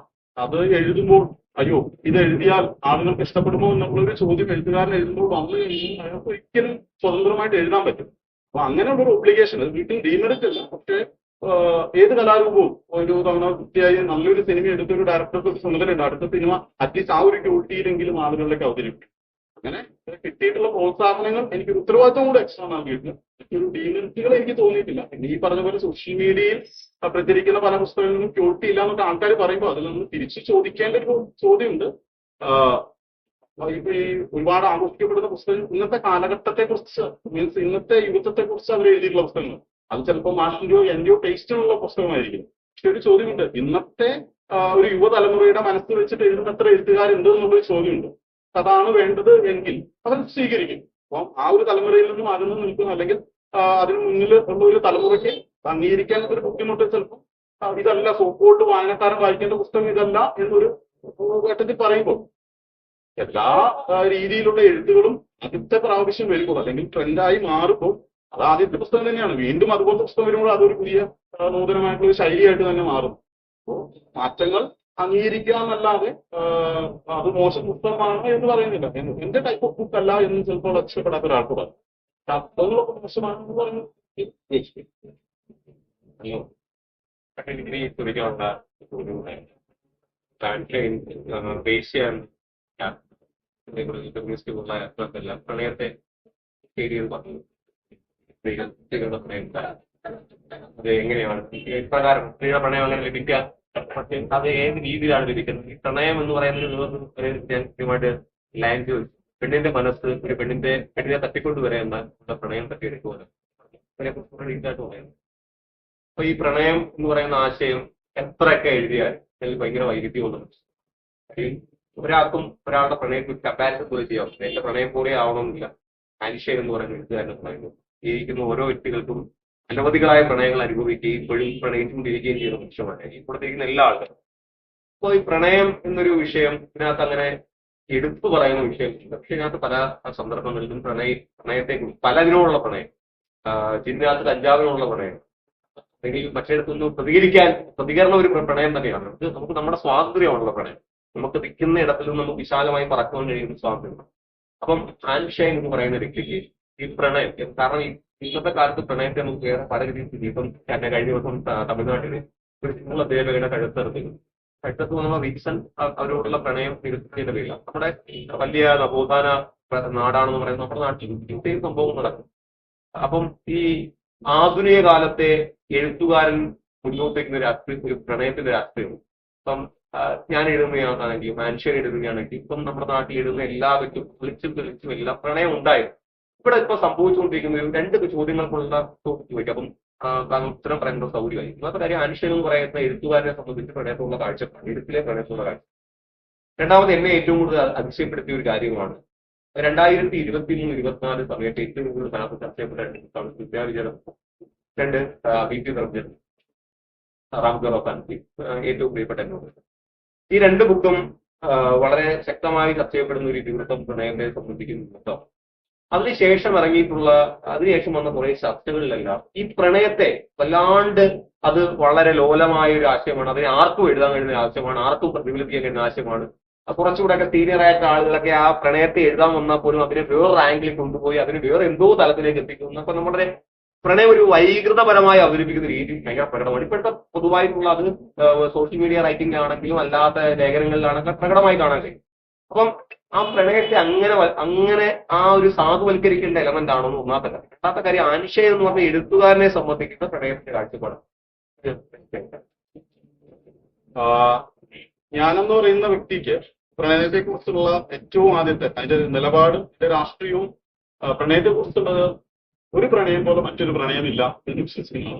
ഏറ്റവും കൂടുതൽ പ്രണയത്തെ കുറിച്ച് എഴുതപ്പെട്ടിരിക്കുന്നതിന്റെ കാരണം ഇനിയിപ്പം ലോക സാഹിത്യത്തിൽ എടുത്തു വെച്ചാൽ അതിൽ 100 ബേസ് ജേണൽ നമ്മൾ തിരിച്ചാൽ പ്രണയ പുസ്തകങ്ങളായിരിക്കാം ഏറ്റവും കൂടുതൽ നമുക്ക് കാണുന്നത്. കാരണം ഒരു പ്രണയം പോലെ മറ്റൊരു പ്രണയമില്ല. സഹോദര സ്നേഹത്തെ കുറിച്ച് ഒരുപാട് പുസ്തകങ്ങളൊന്നുമില്ല. സഹോദര സ്നേഹത്തിന്റെ നിലപാട് അല്ലെങ്കിൽ ഒരു സഹോദരനോട് മോശമായി പെരുമാറിയാൽ മറ്റൊരു സഹോദരൻ എന്ത് ചെയ്യുമെന്നുള്ളത് ലോകത്തിൽ എല്ലായിടത്തും ഏകദേശം ഒരുപോലെയാണ്. ഒരു സഹോദര സ്നേഹവും ബന്ധവും. പക്ഷെ പ്രണയം ഒരിക്കലും ഇപ്പോൾ എന്റെ പ്രണയം എന്നോട് ചേർന്ന് നിൽക്കുന്ന ഒരാളുടെ പ്രണയം തമ്മിൽ വളരെ വ്യത്യാസം ഉണ്ടാവും. ഒരേ ക്ലാസ്സിൽ ഒന്നിച്ച് പഠിച്ച് 10-12 വർഷം ഒന്നിച്ച് പഠിച്ച ആളുകൾ ഒരേ ക്ലാസ്സിലെ 2 പെൺകുട്ടികളെ പ്രണയിച്ചിട്ടുണ്ടെങ്കിൽ 2 പ്രണയവും രണ്ടും വളരെ വ്യത്യസ്തമാണ്. അതുകൊണ്ട് ഞാൻ ആ പുസ്തകത്തിൽ പറഞ്ഞു പോയിട്ടുണ്ട്, പ്രണയം കൂടിച്ചേരലല്ല, ഒറ്റപ്പെടലാണ്. അത് പ്രണയിക്കുന്ന 2 പേരും കൂടെ ലോകത്തെ തനിച്ചാക്കി ഒറ്റപ്പെടുകയാണ്. ഇപ്പൊ ഞാൻ എന്റെ വീട്ടിൽ നിന്നും എന്റെ +2 കാലഘട്ടത്തിൽ അല്ലെങ്കിൽ ഡിഗ്രി കാലഘട്ടത്തിൽ ഞാൻ എന്റെ വീട്ടിൽ നിന്നും ഇറങ്ങി ബസ് കാത്തു നിൽക്കുന്നു. ആദ്യം 3 ബസ്സിൽ ഭയങ്കര തിരക്കാണ്, അതിൽ കയറാൻ മടിയാവുന്നു, ഞാൻ ഫ്രസ്ട്രേറ്റഡ് ആവുന്നു, അവർ എണീക്കുമ്പോൾ മുതൽ പ്രശ്നം, കോളേജിൽ പോകാൻ താല്പര്യമില്ല. ഇങ്ങനെ ഉണ്ടായി ആ ഒരു കാലഘട്ടത്തിൽ എനിക്ക് പെട്ടെന്ന് ഒരു ദിവസത്തിൽ പ്രണയം ശരിയാവുകയാണെന്ന് വിചാരിക്കാം. ഈ ഒരു പ്രണയം വന്നതിന് ശേഷം പിറ്റേന്ന് ഞാൻ രാവിലെ ഉണർന്നെണീക്കാൻ വളരെ സന്തോഷമാണ്. പോയി ഒരു ബസ്സിൽ തിരക്കാണെങ്കിൽ അത് തൂങ്ങിപ്പിടിച്ച് പോവാൻ ഞാൻ ഹാപ്പിയാണ്. എനിക്ക് പോകേണ്ട സമയത്തേക്കാൾ മുൻപ് എന്റെ കോളേജിലേക്ക് എത്താൻ ഞാൻ തയ്യാറാണ്. ക്ലാസ് മുറിയിലെ വിരസമായ ലെക്ചറുകൾ ഞാൻ പ്രണയിക്കുന്ന പെൺകുട്ടികളുടെ ക്ലാസ്സിലാണെങ്കിൽ അവിടെ ഇരുന്ന് കേൾക്കാൻ ഞാൻ ഇഷ്ടപ്പെടുന്നു. അതായത് ഞാൻ ലോകത്തെ മാറ്റി നിർത്തി ഞാനും എന്റെ പ്രണയിനിയും തമ്മിൽ ഒറ്റപ്പെടുകയാണ്. ഞങ്ങളുടെ മാത്രം ലോകം, ബാക്കി മുഴുവൻ മക്കിയുരത്തിലിട്ട ഒരു ഗോൾഡ് ഫിഷിനെ പോലെ നമുക്ക് കാണാനുള്ള ഒരു സൗന്ദര്യത്തിലേക്ക് എത്തി. അത് പൊതുവായിട്ട് എനിക്ക് തോന്നുന്നു പ്രണയത്തിൽ ചിലപ്പോൾ വരുന്ന ഒരു സ്വഭാവമാണ്. അത് പറയുന്നത് ഒരു ഗ്യാസ് മിഠായി വായിലിട്ട് ശ്വസിക്കുമ്പോൾ തൊണ്ട വരെ എത്തുന്ന തണുപ്പിലാണ് പ്രണയം എന്നത്. ചിലപ്പോൾ ആ ഒരു കാര്യവും ഒരുപാട് കാത്തു നിന്ന് തന്റെ പ്രണയം അവരുടെ മുന്നിലേക്ക് വന്നെത്തുമ്പോൾ കിട്ടുന്ന ഒരു ഹൃദയമെടുപ്പിൽ ചിലപ്പോൾ അതും ഫീൽ ചെയ്ത ആളുകളുണ്ടാവും. ഇങ്ങനെയുള്ള കോമൺ ആയിട്ടുള്ള കുറച്ച് കാര്യങ്ങൾ പറഞ്ഞു കൊടുക്കുക എന്നല്ലാതെ പിന്നെ എനിക്ക് എന്റെ പ്രണയത്തെ കുറിച്ച് അല്ലെങ്കിൽ എന്റെ സങ്കല്പത്തിലെ പ്രണയത്തെ കുറിച്ച് പറയാൻ പറ്റും. നിങ്ങൾക്ക് എല്ലാവർക്കും അതിന്റെ സൗന്ദര്യം ആസ്വദിക്കാം, പക്ഷെ നിങ്ങളുടെ പ്രണയം ഒരിക്കലും അതായിരിക്കും എന്ന് എനിക്ക് തോന്നുന്നു. പ്രണയം ഒരു പ്രണയം പോലെ ലോകത്ത് മറ്റൊരു പ്രണയമില്ല. അതുകൊണ്ടാണ് പ്രണയത്തെ കുറിച്ച് ഏറ്റവും കൂടുതൽ എഴുതപ്പെട്ടിരിക്കുന്നതെന്ന് എനിക്ക് തോന്നുന്നു. അതാണ് എനിക്ക് പ്രണയം. മറ്റേ രണ്ടാമത്തെ ഈ പറയുന്ന റാംകോർ ഓഫ് ആ കാറ്റഗറി കിട്ടാം. അത് മുമ്പേ പറഞ്ഞ തന്നെ അത് സാധൂകരിക്കാൻ നമുക്ക് ഇഷ്ടമുണ്ടെങ്കിൽ നമുക്ക് അത് സ്വീകരിക്കാം. അവര് തീർച്ചയായും ഈ പറയുന്നത് പോലെ ഒരു പുസ്തകം, ഞാൻ പ്രണയ പുസ്തകം വായിക്കുമ്പോൾ എന്റെ പ്രണയം അല്ലെങ്കിൽ ഞാൻ ആഗ്രഹിക്കുന്ന പ്രണയവും തമ്മിൽ ഒരു രീതിയിലും അത് ചേഞ്ച് ചെയ്തില്ലെങ്കിൽ എനിക്ക് ആ പുസ്തകം എന്നെ സ്പർശിച്ചു എന്ന് പറയാൻ പറ്റില്ല. ചിലപ്പോൾ ആ പുസ്തകം സ്പർശിക്കുന്ന മറ്റൊരാളുണ്ടാവും, അയാളുടെ പ്രണയവുമായി ചിലപ്പോൾ ചേർന്ന് നിൽക്കും. പക്ഷെ ഇപ്പൊ ഈ ഒരു കാലഘട്ടത്തിൽ എനിക്ക് തോന്നുന്നു പണ്ട് കോളേജ് സ്കൂളിൽ പോകുന്ന ആളുകൾ അല്ലെ +2 പോകുന്ന ആളുകൾ 2 സ്ഥലത്തു നിന്നായിരിക്കും ഇവര് സ്കൂളിൽ എത്തുന്നതിന് മുൻപ് ഇവർ തമ്മിൽ ഒന്നിച്ച് കാണും. അന്ന് മൊബൈൽ ഫോണും കാര്യങ്ങളും ഇല്ലാത്തപ്പോൾ ചിലപ്പോൾ ഒരു ശീമക്കൊന്നയുടെ തണ്ട് പിടിച്ചിട്ട് ആദ്യം 3 ആളോട് വെക്കും. അതായത് പുറകെ വരുന്ന ആള് സ്പീഡിൽ ചെല്ലണം മറ്റൊരാളെ കാണാൻ വേണ്ടി. ഇയാളാണ് ആദ്യം പോകുന്നെങ്കിൽ ഇയാൾ ഒരു ശീമക്കൊന്ന അവിടെ വിളിച്ചു വെക്കും. ഇങ്ങനെ ഉണ്ടായിരുന്ന പ്രണയം ഉണ്ടായിരുന്നു. ഇന്നിപ്പം വാട്സാപ്പിലോ വീഡിയോ കോളോ ചെയ്ത് ചോദിക്കാവുന്ന ഒരു സാഹചര്യത്തിൽ അല്ലെങ്കിൽ ലൈവ് ലൊക്കേഷൻ ഇട്ട് പോകുന്ന 2 പേർക്ക് എത്രമാത്രം സിങ്കാവും എന്ന് എനിക്ക് അറിയില്ല. പക്ഷെ അവരുടെ പ്രണയം അങ്ങനെയാണ് എന്ന് ശീമക്കൊന്ന് വിളിച്ചു വെച്ചാൽ എനിക്ക് മനസ്സിലാകാം. അപ്പോഴാണ് ആ പുസ്തകത്തിന് പ്രാധാന്യമുണ്ട് എന്നുള്ളത് എനിക്ക്. ഈ ഗോപിയച്ഛന്റെ വായനകൾ, ഈ ഗോപിയച്ഛൻ എഴുതപ്പെട്ട പുസ്തകങ്ങളുടെ വായന 7ാം പ്രാന്തത്തിലേക്ക് എത്തപ്പെടുന്ന മനുഷ്യന്റെ ദർശനങ്ങളെ ക്രിയേറ്റ് ചെയ്യാൻ സത്യം പറഞ്ഞാൽ ഞാൻ ഇൻസ്പയർഡ് ആയിട്ടുള്ളത് അല്ലെങ്കിൽ ഞാൻ ഫോളോ ചെയ്യാൻ ശ്രമിക്കുന്നത് എപ്പോഴും ഗോപിയച്ഛന്റെ ശൈലിയാണ്. ശൈലി എന്ന് പറഞ്ഞാൽ അത് എഴുത്തിന്റെ ശൈലിയല്ല ഞാൻ പറയുന്നത്. ഏറ്റവും ലളിതമായ വാക്കുകളിൽ ഏറ്റവും കഠിനമായ ആശയം ഒളിച്ചു വെക്കും. എനിക്ക് തോന്നുന്നു മലയാളം ചേർത്ത് വായിക്കാൻ അറിയുന്ന ഏത് കുഞ്ഞിനും ഗോപിയച്ഛന്റെ റൈറ്റിംഗ്സ് വായിക്കാം. പക്ഷേ അതിന്റെ തലങ്ങൾ അതിലൊരു ഞാൻ ഒരു പുസ്തകം വായിച്ചു തീർക്കുന്ന അത്രയും സമയം എനിക്ക് വേണമെങ്കിൽ അതിലെ ഒരു ഒരേ ഒരു ഖണ്ഡിക എടുത്ത് വച്ച് വായിച്ചു കഴിഞ്ഞു ഇത്രയും ഡെപ്തിൽ ഒരു മനുഷ്യന് റിസർച്ച് ചെയ്ത് ഒരു PhD നേടാനുള്ള കാര്യങ്ങൾ അദ്ദേഹം അതിൽ സൂക്ഷിച്ചു വെക്കുന്നു. ഞാൻ ആദ്യമായിട്ട് വായിച്ച ബുക്ക് എനിക്ക് തോന്നുന്നു ഇപ്പോൾ അധികം പ്രചാരത്തിലുള്ള ബുക്കല്ല, സഞ്ചാരിയുടെ ദൈവം എന്ന് പറയും. സഞ്ചാരിയുടെ ദൈവത്തില് മുകേശൻ പറഞ്ഞു വെക്കുന്നുണ്ട്, ക്ലാസ്സിലേക്ക് കടന്നു വന്ന അധ്യാപകൻ ഈണത്തിൽ പറയുകയാണ് മൗനം. ക്ലാസ്സിലെ വിദ്യാർത്ഥികൾ എല്ലാവരും ഒരേ സ്വരത്തിൽ പറയുന്നു സമ്മതം. മൗനം സമം സമ്മതം. മൗനം സമ്മതമാണോ? ചരിത്ര പുസ്തകങ്ങളിലെ അടിമകളുടെ മൗനം സമ്മതമായിരുന്നു. പെരുവിരൽ ചോദിച്ച ഗുരുവിന്റെ മുന്നിൽ വിരളർത്തു കൊടുത്ത ഏകലവ്യന്റെ മൗനം സമ്മതമായിരുന്നു. ഇവനാണ് നിന്റെ കഴുത്തിൽ താലി കെട്ടേണ്ടതെന്ന് പറയുമ്പോൾ ആരെന്നും നോക്കാതെ അച്ഛന്റെയും അമ്മാവന്മാരുടെയും വാക്ക് കേട്ട് തല കുനിച്ചു കൊടുക്കേണ്ടി വരുന്ന കന്യകയുടെ മൗനം സമ്മതമായിരുന്നു. സുഹൃത്തെ, മൗനം സമ്മതമല്ല, പ്രതിഷേധിക്കാൻ ഭയക്കുന്നവന്റെ പ്രതിഷേധമാണ് മൗനം. മൗനം സമ്മതമല്ല, പ്രതിഷേധിക്കാൻ ഭയക്കുന്നവന്റെ പ്രതിഷേധമാണ് മൗനം എന്ന് പറഞ്ഞു വെച്ചിട്ടുള്ള ഒരു ആശയത്തിലാണ് എനിക്ക് മനസ്സിലായത്. ഇതിൽ എനിക്ക് മനസ്സിലാവാത്തതായിട്ടുള്ള ഒരു വാക്ക് പോലും ഇല്ല. പക്ഷെ ഇതിന്റെ ഉള്ളിൽ ഞാൻ ഇന്ന് വരെ തിരിച്ചറിയാത്ത എത്രയോ വലിയൊരു ആശയം അദ്ദേഹം ഒളിച്ചു വെച്ചിരിക്കുന്നു എന്നുള്ളത്. ഇന്നിപ്പോ ഞാൻ ഒരാളോട്, എന്റെ ജൂനിയർ ആയിട്ടുള്ള അല്ലെങ്കിൽ എനിക്ക് വേണ്ടപ്പെട്ട ഒരാളോട് ഞാൻ കയർക്കുമ്പോൾ, ഞാൻ ദേഷ്യപ്പെടുമ്പോൾ അദ്ദേഹം എന്നോട് തിരിച്ച് കയർക്കുന്നില്ലെങ്കിൽ എന്റെ ഉള്ളിൽ ഞാൻ തിരിച്ചറിയണം ഈ മൗനത്തിൽ നിൽക്കുന്നത് അത് സമ്മതിച്ചത് കൊണ്ടല്ല. നീ അങ്ങനെ ചെയ്തോ എന്ന് ചോദിക്കുമ്പോൾ മിണ്ടാതെ നിൽക്കുന്നത് അത് സമ്മതമാകുന്നത് പ്രതിഷേധിക്കാനുള്ള പേടി കൊണ്ടായിരിക്കും പലപ്പോഴും എന്നുള്ള ധാരണ എനിക്ക് ജനിപ്പിച്ചത്. ഇതുപോലെ ഒരുപാട് അച്ഛനാണ്. എന്റെ ഏറ്റവും ഫേവറേറ്റ് ആയിട്ടുള്ള ഒരാളാണ്. ഈ അടുത്ത തരത്തിലും കഴിഞ്ഞ തരത്തിലെ ഭാഷാഭൂഷണിക്കാത്ത പൗത്രണ്ടിക്കൊണ്ടിരിക്കാൻ ആ കവിതയുടെ അവസാന വരികൾ ഇങ്ങനെയാണ് അദ്ദേഹം എഴുതിയിരിക്കുന്നത്. ജീവിതം എത്രമേൽ സുന്ദരമാകുമ്പോൾ എങ്ങനെ മറത്തിരുത്തിൻ്റെ കാലടികൾ. ജീവിതം എത്രമേൽ സുന്ദരമാകുമ്പോൾ എങ്ങനെ മറത്തിരുത്തിൻ്റെ കാലടികൾ. ഇപ്പൊ എഴുത്തിന്റെ വരിയിലേക്ക് വരുമ്പോൾ നമ്മളൊക്കെ ഈ ഏതൊക്കെ തലങ്ങളിൽ നമ്മൾ ഒരു പറഞ്ഞതുപോലെ കോവിഡിന്റെ അല്ലെങ്കിൽ കൊറോണയുടെ പശ്ചാത്തലത്തിൽ നമ്മൾ ആ സമയത്ത് എഴുതപ്പെട്ട കുറിപ്പുകൾ കൂട്ടുകാർ കണ്ടെത്തി അത് വീണ്ടും റീവർക്ക് ചെയ്യാൻ പറയും. അതിൽ മനുഷ്യൻ വർക്ക് ചെയ്യാൻ അതിനുശേഷം മാൻഗേറ്റിന്റെ ഒരു പബ്ലിക്കേഷൻ മാൻഗേറ്റ് പ്രത്യേകിച്ച് ഇപ്പോൾ 8ാമത്തെ എഡിഷനിലേക്ക് എത്തി, 6ാമത്തെ എഡിഷനിലേക്ക് എത്തി. അപ്പൊ അത്രയും ഒരു വലിയ യാത്രയാണ്. ഒരു ചെറിയ യാത്രയായിട്ട് ഒരിക്കലും ഈ 6 എഡിഷൻ പറയുന്നത് ചെറിയ എഡിഷനല്ല, യാത്ര വലിയൊരു യാത്രയാണ്. അപ്പൊ എനിക്ക് തോന്നുന്നു എനിക്ക് ആ പവിത്രയുടെ വാക്കാണ് ഇവിടെ പോസ്റ്റർ ആക്കുന്നത്. ജീവിതം ഇത്രയും ശീഘ്രമായി പോകുമ്പോൾ എങ്ങനെ പിന്നിട്ട ആ കാലടികൾ വാക്കാണ് പോസ്റ്റർ. ഞാനിന്ന് ബസ്സിൽ ഇങ്ങോട്ട് വരുന്ന വഴിക്ക് ഞാൻ ഈ ബുക്കിങ്ങിനെ എത്തപ്പെട്ടത് ആ ബുക്കിൽ എഴുതപ്പെട്ട കാര്യങ്ങൾ. അപ്പം അതിനകത്ത് ഞാൻ ബാലമുരളിയായി കണ്ടത് മനുഷ്യൻ. ഞാൻ ആ ബുക്ക് വായിക്കുമ്പോഴെല്ലാം മനുഷ്യനെയാണ് ബാലമുരളിയായിട്ടുള്ള ടേസ്റ്റ് ചെയ്യുന്നത്. കഥ പറയുന്നത് മനുഷ്യൻ എന്ന ബാലമുരളിയാണ് ഞാൻ വിശ്വസിക്കുന്നത്. ചില ഒളിച്ചു കിടന്നെടുക്കും. നമ്മൾ പുറകെ പോകേണ്ട കുറെ ഇടങ്ങൾ, ചെന്ന് പാർക്കേണ്ട കുറെ സ്ഥലം, നമ്മളെ കൊണ്ട് ഇരുന്ന കുറെ കുടികളും അവിടെ നമ്മളെ തന്നെ പിടിച്ചു കയറുന്ന കുറെ കൈകളുണ്ട്. അങ്ങനെ കുറേയധികം നിഗൂഢതകൾ നല്ല ഒരു നമ്മളെ സ്വാതന്ത്ര്യപ്പിക്കുവാനും നമ്മളെ തിരുത്തുവാനും ഒക്കെ കഴിയുന്ന ഒരു തലത്തിലേക്ക് ഈ ബുക്ക് മാറും. ഏഴാം ഭ്രാന്തൻ എന്നൊരു ബുക്ക് എഴുതിയ മനുഷ്യൻ എന്ന് പറഞ്ഞ വ്യക്തിക്ക് ഭ്രാന്തുണ്ടോ എന്ന് എന്നോടായിരുന്നു ഞാൻ ഉറപ്പായിട്ട് പറയാം. കാര്യം ഒരു ഭ്രാന്തനായ മനുഷ്യൻ മാത്രമേ ജീവിതത്തെ കുറച്ചും കൂടെ ഓപ്പണായിട്ട് വിശാലമായിട്ട് കാണാൻ കഴിയും.